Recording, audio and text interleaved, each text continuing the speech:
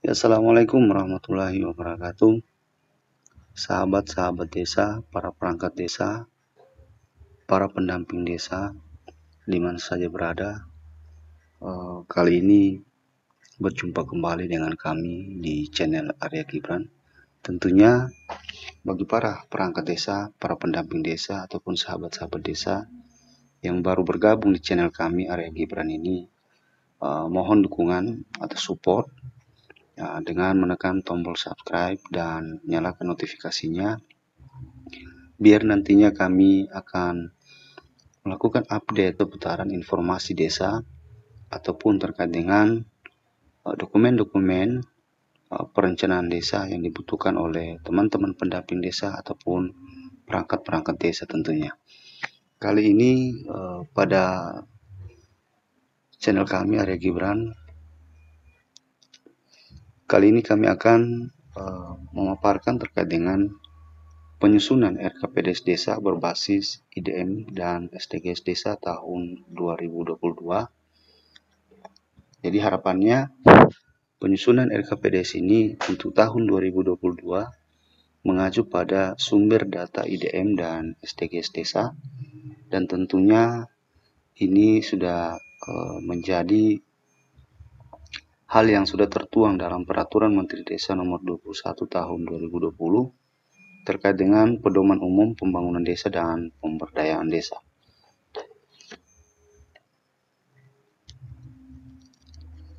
Kita ketahui bersama bahwasanya dasar penyusunan RKPDS desa ini, ya teman-teman pendamping, sahabat-sahabat desa ataupun perangkat desa, ya kiranya ini acuan ataupun dasar regulasi yang menjadi pedoman yang dipakai dalam penyusunan RKPDS desa, yaitu Undang-Undang Nomor 6 Tahun 2014.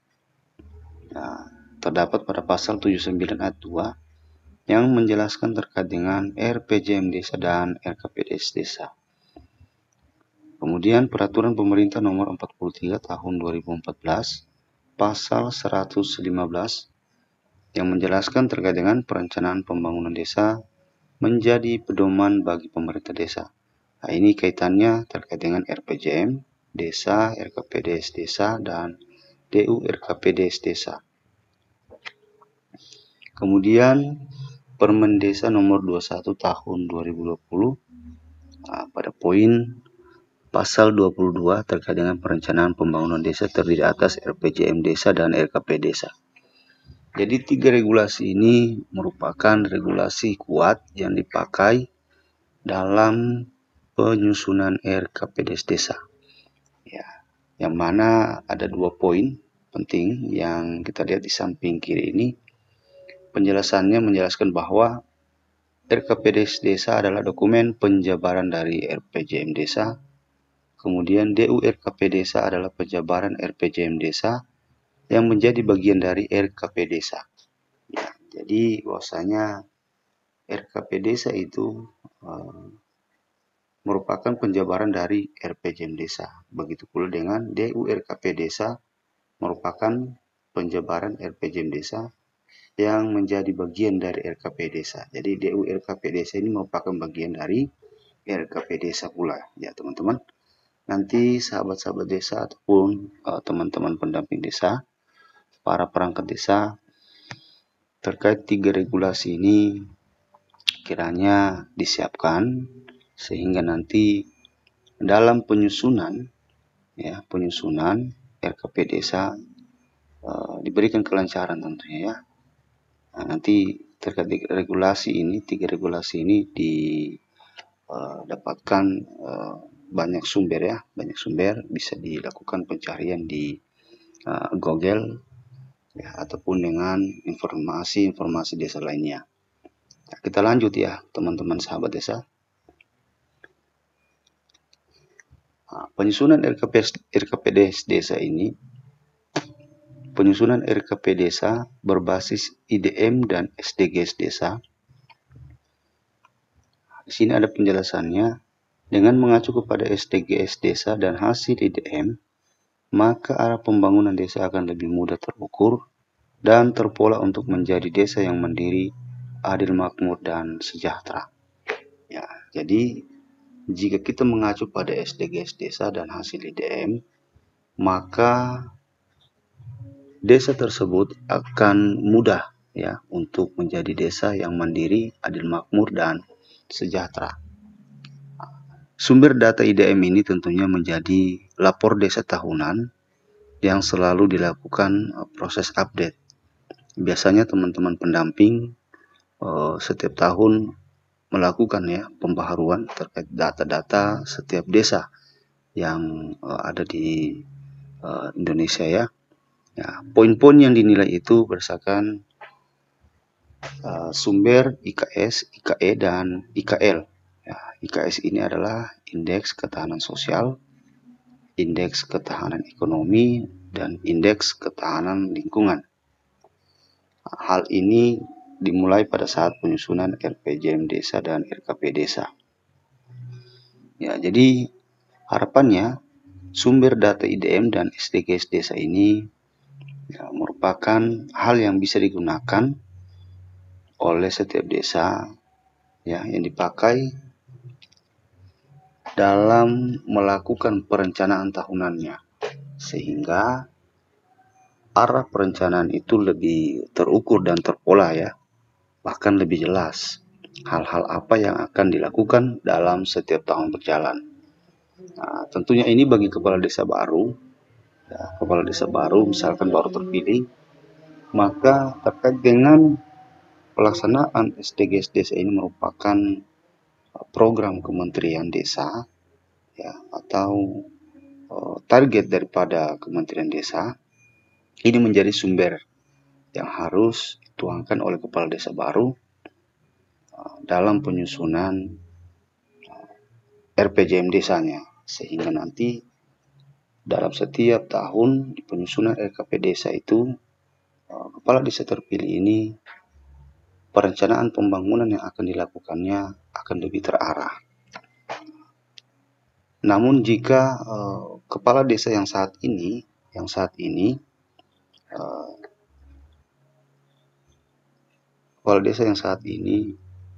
di mana dengan pelaksanaan SDGs desa di periode tahun kemarin ya 2 tahun kemarin ya tinggal menyesuaikan saja ya di dalam tuangan RKP desa. Ya, kita lanjut ya teman-teman sahabat desa dan perangkat desa. Terkait dengan Permen Desa PDTT 21 tahun 2020 pada poin pasal 14 berbunyi terkait dengan penjabaran pendataan desa, perencanaan pembangunan desa, pelaksanaan pembangunan desa, dan pertanggungjawaban pembangunan desa. Nah, ini pula ya tertuang dalam Permen Desa 21 tahun 2020 yang berkaitan dengan 4 hal ini ya terkait dengan pendataan desa. Nanti teman-teman perangkat desa ataupun sahabat desa dapat melihat ya ataupun membaca terkait dengan regulasi pasal 14 Permen Desa PDTT 21 tahun 2020. Kita lanjut. Ya. Di sini ada data pembanding ya, data pembanding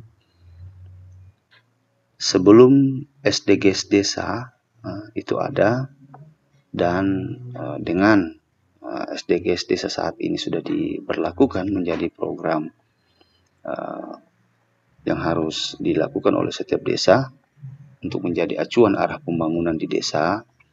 Nah, di sini ada data pembanding yang mana sebelum SDGs desa itu desa melakukan pembangunan belum terarah dan berkelanjutan untuk mewujudkan desa yang makmur dan mandiri. Jadi sangat jelas ya, sebelum diterapkan SDGs desa ini, desa-desa melakukan pembangunan belum terarah dan berkelanjutan ya, atau pencapaiannya belum jelas ya, langkah apa yang harus dilakukan gitu. Nah, namun setelah SDGs ini muncul, yang menjadi program kementerian ya, yang dulunya ini menjadi program global, namun Indonesia berani memperlakukan ya, untuk pelaksanaan SDGs desa ini diterapkan di setiap desa yang ada di wilayah Indonesia. Yang mana dengan adanya SDGs desa ini, maka arah pembangunan di desa akan lebih terarah dan terukur untuk makmur dan mandiri dengan melibatkan semua pihak yang ada di desa serta mengoptimalkan potensi desa yang ada. Ya, jadi sangat jelas ya perbedaannya atau perbandingan sebelum ada SDGs desa dan setelah ada SDGs desa. Jadi dua hal ini yang menjadi dasar kita tolak ukur, yang mana desa-desa sebelum muncul SDGs desa ini pembangunannya belum terarah, namun setelah penerapan daripada SDGs desa ini mulai diberlakukan, maka setiap desa tentunya memiliki arah pembangunan yang terarah dan terukur, sehingga nantinya dilaksanakannya dengan pola SDGs desa ini, setiap desa tentu akan mencapai terkait dengan status kemandirian desa tersebut. Ya, kita lanjut ya, sahabat-sahabat desa. Nah, di sini ada langkah penyusunan RKP desa. Langkah-langkah penyusunan RKP desa itu, yang pertama, langkah penyusunan RKP desa itu hampir sama dengan alur penyusunan RPJM desa. Kedua, bedanya kalau dokumen RPJM desa itu memuat perencanaan pembangunan selama 6 tahun. Ketiga, sedangkan dokumen RKP desa itu bertujuan untuk memplotkan perencanaan pembangunan tersebut menjadi per tahun dari dokumen RPJM desa. 4. Bagi kepala desa dan perangkat desa yang baru terpilih, menyusun RPJM desa dan RKP desa merupakan kewajiban. Kelima, di samping untuk mengcover segala sesuatu yang berkaitan dengan janji politik semasa kampanye, dokumen ini juga merupakan alat wajib untuk dapat menyusun APBDes. Ya, artinya di sini dari kelima poin ini, bahwasanya terkait dengan RKPDes ya, dan RPJM desa ini merupakan hal yang hampir sama, ya, memiliki alur penyusunan yang sama. Ya, jadi ini dua dokumen, ya, ya tentunya dokumen pertama itu RPJM desa, dan ada pula dokumen RKP desa, di mana poin 2 menjelaskan terkait dengan perbedaannya secara isi tentunya, tuangan. Ya, RPJM desa ini memuat perencanaan pembangunan desa selama 6 tahun. Nah, ini merupakan kitab dokumen yang dimiliki oleh kepala desa. Ya, selama 6 tahun sudah dirumuskan dalam dokumen RPJM desa. Nah, kemudian poin 3 ini menjelaskan ya, RKP desa itu merupakan perencanaan pembangunan tahunan dari dokumen RPJM desa. Ya, artinya secara garis besar ya, dalam setiap 6 tahun yang isi tuangan daripada RPJM desa, RKP desa ini diambil dari tuangan yang sudah terbagi di setiap tahunnya dalam dokumen RPJM desa oleh kepala desa tersebut. Nah, poin 4, bagi kepala desa atau perangkat desa yang baru terpilih, menyusun dokumen RPJM desa dan RKP desa merupakan kewajiban. Ya, jadi ini merupakan kewajiban ya bagi kepala desa ataupun perangkat desa yang terpilih ya. Tentunya ini menjadi visi misi yang harus dimasukkan oleh kepala desa yang terpilih tentunya. Kemudian di poin 5, di samping untuk mengcover segala sesuatu yang berkaitan dengan janji politik semasa kampanye, dokumen ini juga merupakan alat wajib untuk dapat menyusun APBDes ya. Jadi kaitannya sangat jelas ya. RPJM desa merupakan rencana 6 tahun oleh kepala desa ataupun perangkat desa yang terpilih. Kemudian dari RPJM desa dibuat dia menjadi dokumen tahunan, yaitu dokumen LKP desa, dan kemudian dari LKP desa itu kemudian menjadi dokumen APBDes. Nah, ini menjadi dokumen APBDes yang sudah dituangkan dengan besaran anggaran dari setiap kegiatan-kegiatan yang akan dilaksanakan di tahun itu. Nah, di sini penjelasan dengan munculnya SDGs desa, maka arah pembangunan desa harus menyelaraskan dengan SDGs desa untuk menuju desa yang mandiri, sejahtera, seperti yang sesuai dengan parameter indeks desa membangun. Ya, jadi sangat jelas pula menjelaskan pada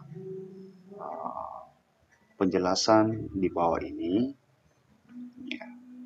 bahwasanya dengan munculnya SDGs desa ini, kiranya ini menjadi parameter yang harus digunakan oleh desa-desa menuju arah pembangunan desa yang mandiri sejahtera, sesuai dengan parameter pula indeks desa membangun. Jadi keterkaitan antara IDM dan SDGs desa ini sangat jelas, merupakan hal penting yang harus diperhatikan oleh setiap desa dalam melakukan perencanaan tahunan, perencanaan tahunan untuk menyusun dokumen RKP desa, sehingga nantinya pembangunan yang dilakukan di tahun tersebut dapat berjalan dengan sesuai dengan arah yang sudah tertuang dalam SDGs desa tersebut.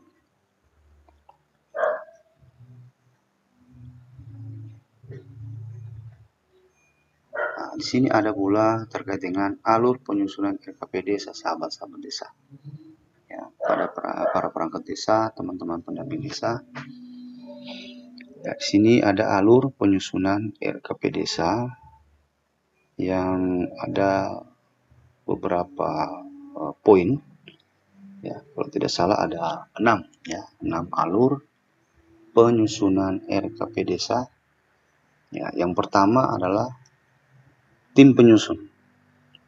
Kepala desa mempersiapkan penyusunan rancangan RKP desa dengan membentuk tim penyusun RKP desa. Jadi yang pertama dilakukan itu adalah membentuk tim penyusun daripada